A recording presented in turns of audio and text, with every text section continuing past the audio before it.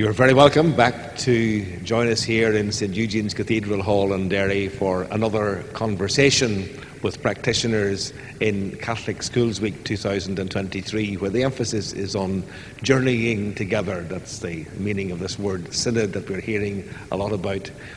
We're joined for this particular conversation by two senior members of staff from the Christian Brothers Grammar School in Omagh, Therese O'Connor. You're a senior teacher, Therese? Yes. And your main subject area? My main subject is geography. Geography. And my role within the school, I would have a role in school development planning and shared education. Very good. And Noel, Donnelly, you have a number of subject areas, but history is your primary? Well, English and politics. Oh, English and politics. Pardon me for getting that one wrong. English and politics. So very much discursive writing, essay writing and all of that, interpreting situations, which is an important skill for young people to be learning. Yeah, to get them to develop their ideas and thought processes and challenge. Well, then I suppose it's part of that whole thing.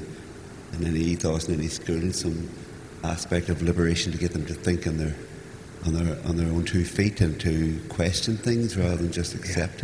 I remember one of my favourite phrases was from G.K. Chesterton, that it's always better to be unhappy with the right questions than happy with the wrong answers. Yeah. And good education's about asking the right questions and wrestling with the uncomfortable questions rather than assuming we have to have pat answers for things. So ethos in a Catholic school in 2023, that must be a challenging thing in terms of how you might develop that within the school development plan. Tell us a little bit about your understanding of the role of ethos in education and how a school can, particularly in a Christian Brothers school, in an Erst school, how you can develop the particular ethos that Edward Ignatius Rice brought to education. When the inspectors would have come into our school, one of the first questions that they asked was, how do you know in terms of your ethos? And if you delve into the Erst Charter, one of the key elements is gospel-based values. So you're looking at how do you deliver that through your curriculum, how do you deliver it through the way that even in your non-curricular subjects, you're looking at how do you equip pupils to take their place in society based on gospel-based values. It's instilling what Jesus taught, the values that he held, to stand up for their faith. And I suppose it's those aspects that you're looking at and you're reflecting on and you're seeing in our secular society. How can you help prepare children and pupils to take their role in society and to... it's not easy. It's not an easy society that we're living in. So, and sometimes we might be the only voice of God that they hear, because they're not getting it from media sources. So all the time you're trying to bring to the fore what Jesus would have said, develop the relationship with Jesus. The church's teaching on the sacraments. So you're trying to prepare them for their life with God. Yeah, and that's a complex task, and I know as a former teacher and principal myself, it's difficult. And yet what I hear you're trying to do is to give them a particular way of looking at life that helps them make sense of politics or history or geography or music or literature or science or whatever. That in some ways you're offering them something that will integrate their ways of looking at life. How do you see that big picture of a Catholic ethos in what's been predominantly a boys' school tradition with the Christian Brothers? And very much an inclusive tradition in the school, very much a mixed ability in our intake, but as a grammar school we're unapologetic in terms of the excellence of what we provide and what we demand of the boys and their commitment to study. But there's a caring aspect that just weaves its way through everything within the school. All classes are mixed ability. We don't stream. There's very much a can-do attitude. There's very much a sense of empowering the boys in their, not only their thought processes, but their ambitions of making of themselves what they will. And that care goes through from how we expect them to present themselves to how either a teacher or a boy will hold a door open for each other in the corridor. It's just small, simple things that just enunciate everything that is Catholic and caring and Christian. I suppose I would take the lead in learning and teaching, and we would look at, even though we want excellence in results, there are constant reviews and that are meetings that are not in any way punitive. They're all about, okay, how can we make this journey work for you? How can we customise the curriculum for you? We have a huge commitment, not only in SEN, but just in making provisions of support for boys in every aspect of their lives in the school where they have difficulty. We liaise with outside agencies. There's a huge sense of volunteerism within the school. All of that is just making them active and conscious sort of participants in a Catholic faith and a way of living. Yes, the whole Christian perspective, as Therese says, is about giving them a positive way of looking at life. Somebody said, believing in a God who believes in them, or somebody else said, helping them to believe that they can be good and not just good at things. Yes. And I suppose teamwork or collaboration, or whether it's for sport or music or drama or whatever, all of those things are important for identity and pride in who you are. And many people would be negative, maybe in a modern complex. I would take a great pride in the work we've done, even in terms of e-learning. And many people would say, in terms of Therese has alluded to the modern world, and that there are so many challenges to our Christian faith in the use of, for example, social media and the negativities that go with that. But I can hark back to the beginning of our journey in that, where Therese and I would have, as senior teachers, shared a classroom. And Therese would have asked one of the boys doing A-level politics, so what is it? How do you find this online learning? And I'll still hold this dear because it's what I believe in. That he said, it's great when you go home, you're not on your own. And that you talk about collaboration. That there are many positive aspects. I think the students just need a little bit of encouragement to see the value of what can be good and how they can work together, rather than competition for grades being something that pits them against each other. And I mean, you'll be very aware as senior teachers now in 2023 that there are enormous pressures on young people. You certainly get the impression in terms of mental health issues, in terms of self-harm, in terms of addiction, in terms of depression. I wasn't conscious of that when I was teaching in Belfast 20-something years ago to the same extent. Obviously, life is difficult for very many young people out there, and you're trying to offer them good news about who they are rather than just making them yet more competitive. How do you find that in the ethos of the school? How does the ethos contribute to helping them cope with the many challenges they face? Well, part of when we would plan for our school year, we would plan at certain times of the year. For example, at the beginning of the year, our school mass, and we would have retreats throughout the school year. And one of the experiences last year that I found very encouraging was our Year 12s had a retreat, and they were so enthused in the day after the retreat that they wanted to see if we could bring the retreat team back next year. And to me, what I could hear was they had an encounter with God. So it was like you're giving them the experience of meeting God, and then that's something that they're taking with them. So it may not be as frequent as what it might have been, in past years, but you're still using the opportunities that you have within your school year to allow them to encounter God in their own way.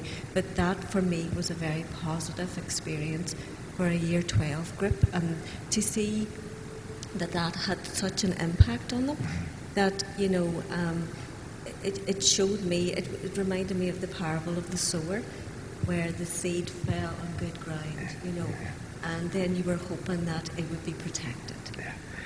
There's that lovely phrase I always liked from Viktor Frankl, about our search for meaning. That man who was a prisoner of war, or he was detained by the Germans and survived. But he had that conviction that the deepest sense, the hunger that we have, is to believe that our lives are meaningful. And he said that Western society gives us the means by which to live, but doesn't offer us a meaning for which to live. And I have that sense that you're, in the midst of all the clashes and problems that young people face, that you're trying to offer them an encounter with the transcendent, with God, which gives them a meaning for which to live. Because Frankl was convinced that if you have a meaning for which to live, you can cope with almost any challenges that you face. If you haven't a meaning for which to live, then you're more likely to crumble. How do you think you're trying to equip your young men in the school for the challenges that they face in a very violent world, in a very fractious world? Obviously, ethos is important, and Edward Rice wanted to offer that. Yeah, and I suppose you're looking at that idea about, I mentioned already about liberation, and how you, in the experiences that they have in the school, both religious and in facing the social challenges that are there, that you equip them for the conversations that are necessary, that they don't deal with such issues on their own. It's one of the things when they leave from their prize giving, it's the last thing we'll say to them. You're always a brother's boy, always look after each other. And every single thing that they do, there is a genuine sense of, it's a flippant term thrown out there about school community, but we never have to ask our boys twice, to come and help. Open day, there are more boys that offer to come in and help on open day than we have places and positions for them. I think you have to be slightly creative, Therese. We have peer mentoring that happens, even in terms of assistant students, even post-lockdown, where the senior boys will give up of their own time. Anything in terms of clean-ups of local areas, hosting coffee mornings for local residents, anything that is the inter or intra-community that we have. Our students are involved at all times as very active members of our community, and that, I think, equips them on two fronts, that when they go out, that they are vibrant people and therefore more able to cope with what they face, because it's not just in education, academic ways that they face, but also that in any challenges they encounter, they are well used to basically having conversations and knowing that it is the collective and the group that will get them through that. And in that way, they're probably fairly challenging at times in terms of, that they know what they want, and they will make demands of us in terms of even their academic provision. Or Therese was reporting back yesterday in terms of the student council, and that was challenging many of the various aspects of things that we do as part of daily life. And that's the sort of student that we want to have in the school. Yeah, I hear you saying you want them to experience community in school, and many of them will be coming from rural areas where they have already a strong sense of community, maybe based around sporting clubs and so on. But you want them to go back out and to contribute to their community rather than just compete very well in the rat race. Yeah. There's another area as well, Therese, I wanted just to mention. You said you're involved in the whole shared education development, and there's a big emphasis now that really only officially integrated schools have any contribution to make to the future, and that Catholic schools have little to offer to 2020 and 2030. How do you find the role of identity and shared education? Does identity help you to reach out, or does it actually build barriers in Omagh? No, identity helps you to reach out because you need to be grounded in who you are. It's like an individual. When you have a sound sense of who you are, you can relate to anyone. It's the same with the school. And, schools respect that you stand for things, that your values are important, that your ethos is articulated. And I find that the idea of going to a shared campus is conditional on us all having our own ethos. It's our own identity, and it's the respect that you afford to other schools, that they afford to you, that you're willing to listen, you're willing to communicate, but you're willing to respect that they have certain traditions and approaches to school life that is different from yours. But I would find now that within the area, the Omagh area, that over the years that we've built very sound relationships with our neighbouring schools, and we can have very frank and detailed conversations. And actually, we would bring our student councils to the schools, and we would be the first school in the Omagh area to actually visit the other schools. So it's breaking down barriers, Yes, I suppose the whole challenge in our modern society is how do we celebrate diversity? And on the one hand, we're asked to make room for all sorts of diverse identities and so on. But on the other hand, in education, absolutely not. You couldn't have any diversity. You must all be the same in terms of what you offer. And I hear you're struggling, but struggling very positively with that desire to celebrate your identity as a contribution to the richness of the Omagh community, rather than as a reflection of the divided nature of the Omagh community, which has suffered in all sorts of ways. And I suppose dealing with history, dealing with politics, dealing with geography, dealing with literature, dealing with musical traditions, all of those can enrich the palette in which young people can dip. Yeah, because even in the Omagh learning community, we would have, we would both host and send particularly post-16 students to the neighbouring schools. That's not unusual. What is slightly unusual in a more modern context is that we currently have politics students studying A-level politics in the neighbouring Protestant school, and they would find that a highly enriching thing. Likewise, in terms of music, there's been exchange, and there's no doubt in terms of the richness of not only politics and a music tradition, but you go to the likes of computing, maths, and so on. There's no barrier in terms of religion, and I think that's a very healthy thing in terms of welcoming in our ethos and our identity within the school. That inclusion, and not even just toleration, but just an acceptance of other faiths and traditions, and being confident in your own identity within that realm. And I suppose Edmund Rice was someone who in his own personal life suffered a lot in terms of losing his wife and losing his only child and so on. In other words, he had a passion for those who were in need, rather than just looking to pick out a few people and pushing them on. He obviously was a man of enormous compassion, and I suppose that's part of the identity, the ethos you'd want to hand on as well.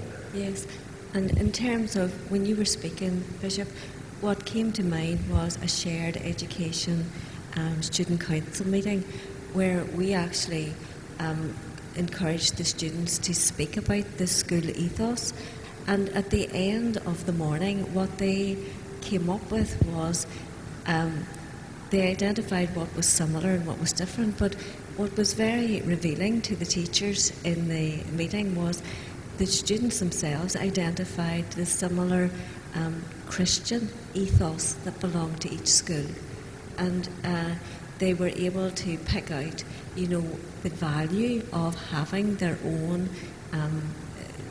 faith elements within each school. Mm-hmm. And I thought that was very, where we were coming from it from a point of view, I suppose, my generation with the living through the conflict. Mm-hmm. We thought that was something that they would bring to the fore, but they didn't. They actually.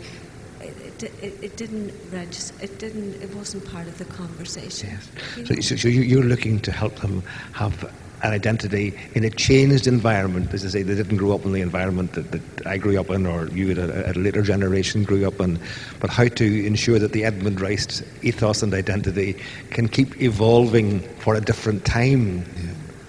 It is one of the challenges. Even Erst themselves will recognise and are looking feedback and input from the constituent schools on that in terms of the relevance of moving forward. As we move forward and are looking towards our progression and planning to the shared Strood campus, we're looking at the oratory, and making sure that our St Brendan's Oratory, that we will have a new build there, we'll have to pay for that ourselves. Yeah. But very much part and critical to our identity in the school to have that as a prayer space alongside our new build. And even at the moment we've looked at, really going back to the history of our school, the iconography of Edward Rice, and making sure that there's a better, more obvious presentation of that around the school building. Yeah. There's been a lot of work in re-establishing our Christian Brothers crest and the traditions and the meaning of that. And the motto.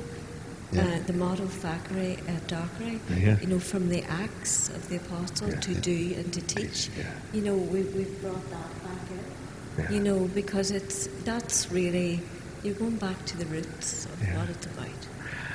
I'm going to have to pull this very interesting conversation to an end at this stage. I'm just conscious of the time moving on. But I sense that you have a school where you and other colleagues are heavily engaged in facing the future of Catholic education in your school with confidence.